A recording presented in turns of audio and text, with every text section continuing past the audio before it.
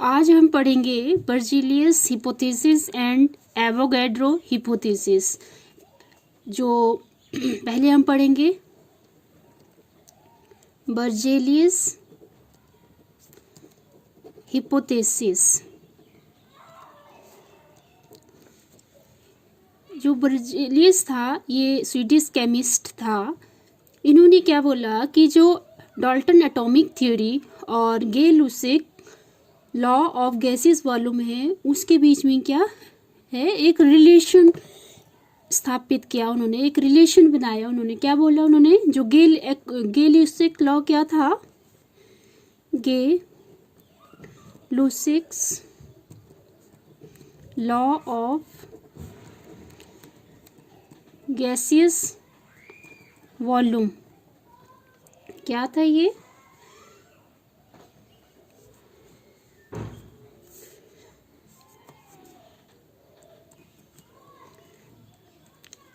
According to Gay-Lussac's law of gaseous volume, gases always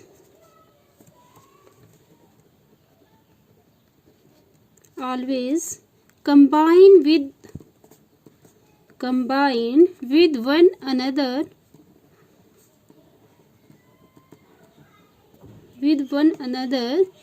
in simple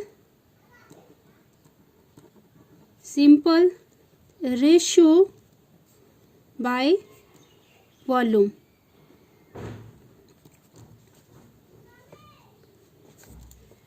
gay Lussac's law of gaseous volume क्या था?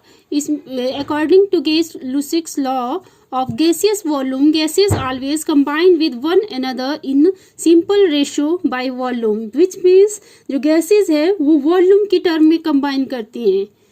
जो gases हैं वो volume की term में क्या करती है, कंबाइन करती है। और ये हमेशा क्या होती है, सिंपल रेशियो में आती है। जैसे 1 2 3 4 इस रेशियो में आएंगी ये। और जो डाल्टन एटॉमिक थ्योरी थी, डाल्टन एटॉमिक थ्योरी क्या बोलती है? Atom is a smallest particle. Atom क्या है? स्मॉलेस्ट पार्टिकल है।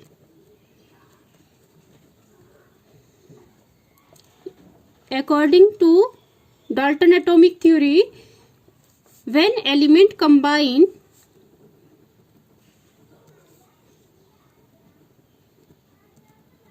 with one another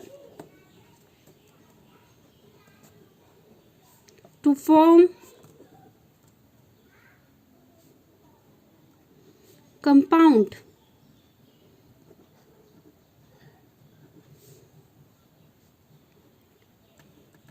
in a simple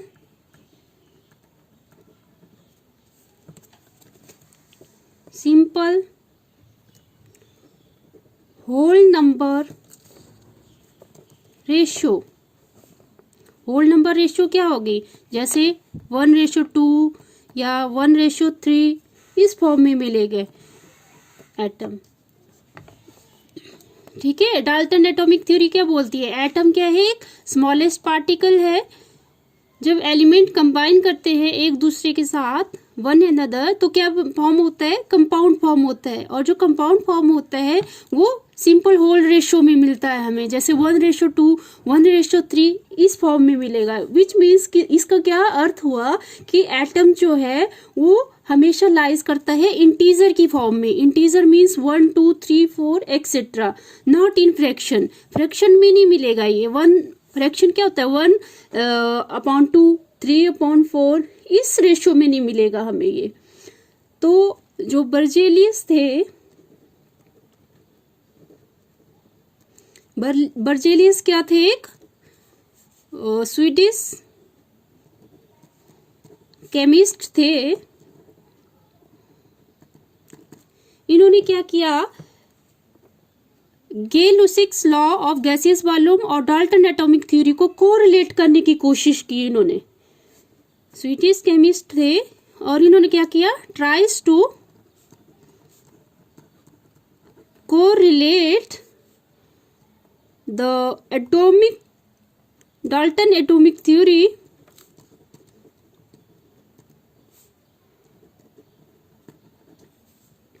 and Gay-Lussac law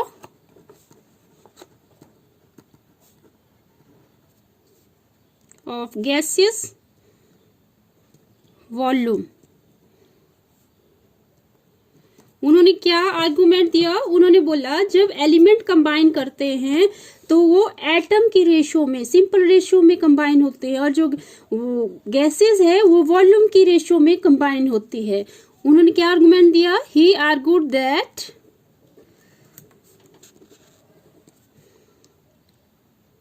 while elements combine in a simple ratio by atoms, gases combine in simple ratio by volume। ठीक है, तो उन्होंने एक relation बनाया। क्या रिलेशन बनाया उन्होंने, रिलेशनशिप बिटवीन द वॉल्यूम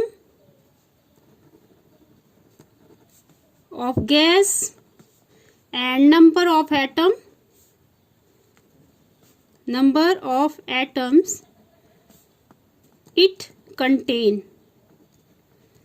ये इन्होंने रिलेशन बनाया कि जितने नंबर ऑफ एटम होंगे उतने ही गैसेस के वॉल्यूम फॉर्म होंगे। तो उन्होंने क्या स्टेटमेंट दी, उन्होंने बोला कि जो क्या स्टेटमेंट थी इनकी, equal volumes of all gases under similar conditions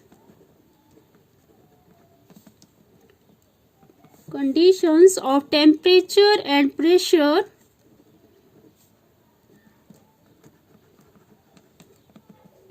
contain equal number of atoms. इन्होंने बोला कि सारी गैसेस वॉल्यूम जो गैसेस है वो वॉल्यूम की टर्म में कंबाइन होता है, और जो एटम है वो एटम कंपाउंड की फॉर्म में कंबाइन होता है। तो उन्होंने सिमिलर टेम्परेचर और प्रेशर पे ये कंडीशन अप्लाई की, और उन्होंने बोला, उन्होंने क्या कहा,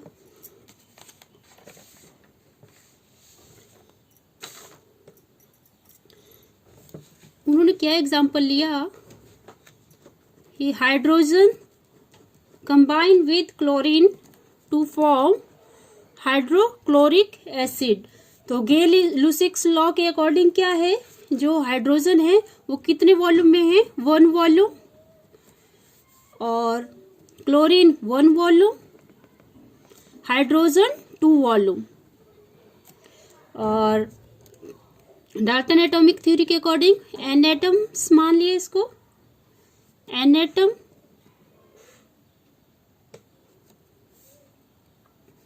तो क्या फॉर्म हुआ, 2n कंपाउंड एटम्स फॉर्म हुआ। तो उसने बोला कि जब हाफ एटम है, जब हाफ एटम दूसरे हाफ एटम से कंबाइन करता है तो ये क्या फॉर्म करता है, एक कंपाउंड एटम फॉर्म करता है, कंपाउंड एटम फॉर्म करता है। पर जो डाल्टन एटॉमिक थ्योरी है उसके अकॉर्डिंग क्या है, एटम एक स्मॉलेस्ट पार्टिकल है, और इसको क्या है, फ्रैक्शन में हम नहीं लिख सकते, ये हमेशा होल नंबर रेशो में लिखा जाता है, जैसे 1 2 3 4 फॉर्म की रेशो में फॉर्म होता है। इसी कारण से क्या हुआ, जो बर्जेलियस हिपोथेसिस थी वो पूरी तरह से रिजेक्टेड हो गई। That's all, thank you.